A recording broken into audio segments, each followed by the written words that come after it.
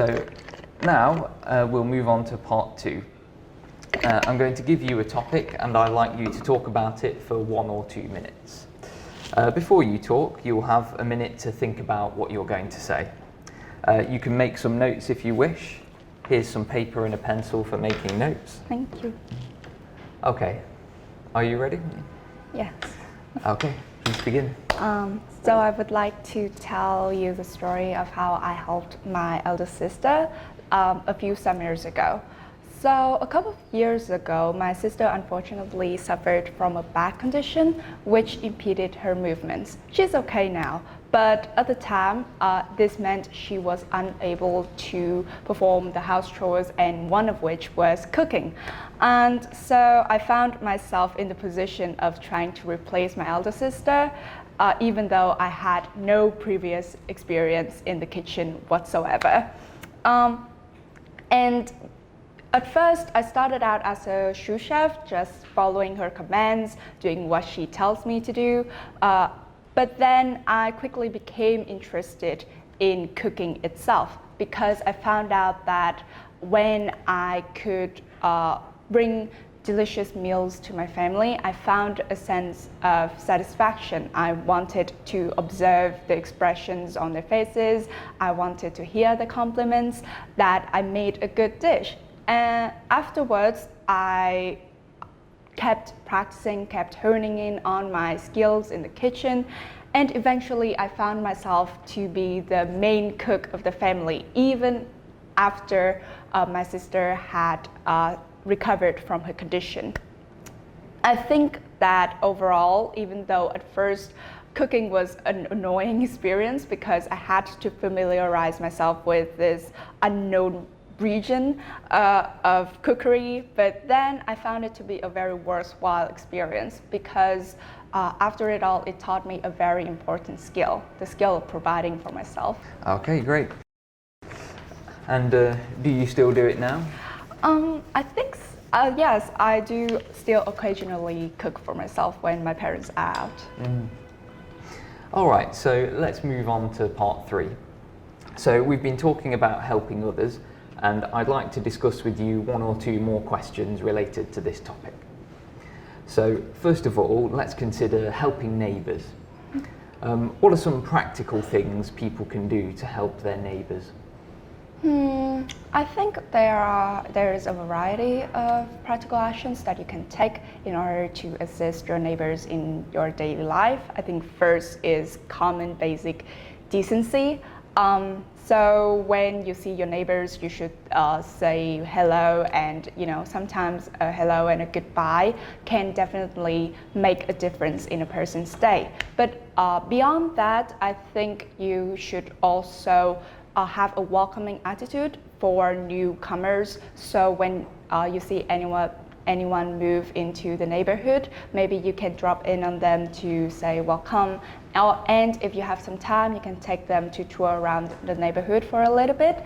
Also, I think it is important that you try to help out whenever possible. So if somebody needs your help with moving in or moving out, then if possible, you should lend them a hand. And why should neighbours help each other? That's an interesting question. I think that neighbors should help each other just for first of all, because of basic human kindness. I think it is important that we think about other people from time to time, because that is what humanity is all about. It's about living in a community. But the second reason is that whatever happens to your neighbors definitely will at one point or another come back to you. So if your neighbor is in trouble, or if your neighbor's house is on fire, then that unfortunate event that will fall on your lot one day or another. So it definitely helps if you try to give them a hand just to avoid any unfortunate events happening, falling on your lot yourself.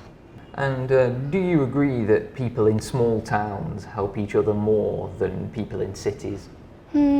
I will have to disagree, because even though city culture is depicted as cruel and unaffectionate. I do not believe that urban dwellers are any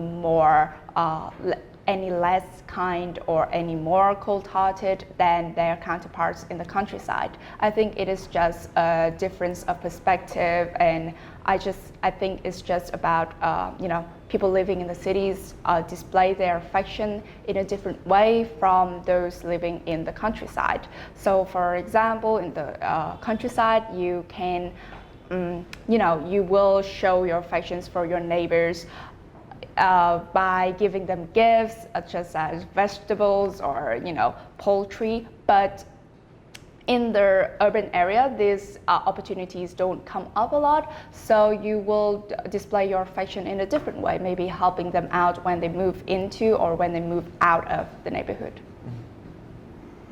Okay, so let's move on to talk about jobs that involve helping people. Can you identify any jobs that focus on helping other people? I think there are 3 fields in which helping other people is definitely a necessity. The first is healthcare itself. So this involves jobs such as medical practitioners or nurses, or doctors, and so on.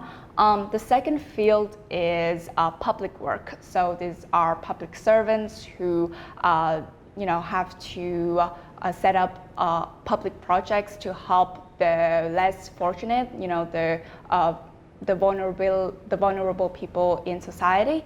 And the third field is education itself. So educators, teachers who try to develop young potential into well-functioning adults, part of society. And what are the qualities that people need to do jobs that involve helping others? I think the first characteristic trait is that you need to be selfless, because in a work where you are demanded to help other people, you don't really have the time to think about yourself, and you yourself is not a priority in this kind of work. So if you're a doctor, you will have to sacrifice your free time. If you're an educator, you will have to be patient of disrupting students. And the second thing is that you cannot prioritize material gains when you work in these professions, because more often than not, these professions aren't very well paid, and so you will need to draw intrinsic satisfaction from helping other people in itself. And do you think that salaries for jobs that involve helping people are generally too low? Well, it is a problem in certain countries that public workers and teachers and educators are generally underpaid. This is definitely a problem in Vietnam, in America. But however, I think that this problem also varies from country to country. For example, in Sweden or in Holland, teachers, educators, and public workers are usually well paid. And so I think it is all about what government prioritizes. Okay, thank you very much. We're finished. Thank you.